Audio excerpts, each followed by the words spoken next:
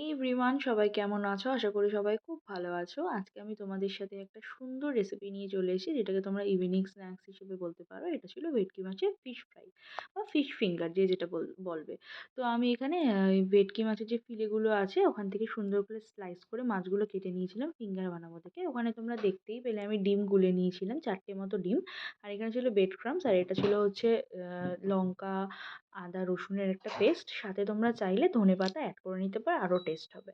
আর এখানে এই মানে ওটাকে মশলাটাকে ভালো করে মাখিয়ে নিয়ে কিছুক্ষণ আমি রেখে দিয়েছিলাম মাছগুলো। তারপর এখানে ডিমে কোট করে নিয়ে ব্রেড ক্রাম্বস দিয়েছি।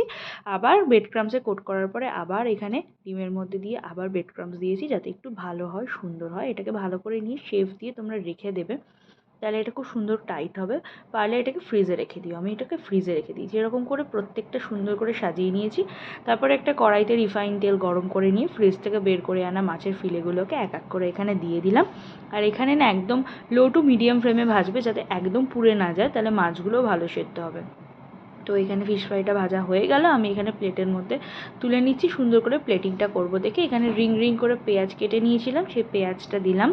তারপর একটু শসা দিলাম সুন্দর করে সাজিয়ে। আর যেটা ছাড়া একদম ফিশ ফিঙ্গারটা অসম্পূর্ণ, সেটা হচ্ছে কাসুন্দ।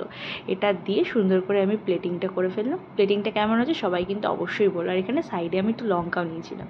আর দেখো, এই গরম গরম ধোয়া ওটা ফিশ ফ্রাইটা ভেঙে তোমাদের দেখিয়ে দিচ্ছি কীরকম লাগছিলো খেতে। খুব সফট ছিল। একটু কাসুন্দিটা ডিপ করে একটা পেঁয়াজ দিয়ে খেয়ে নিয়েছিলাম।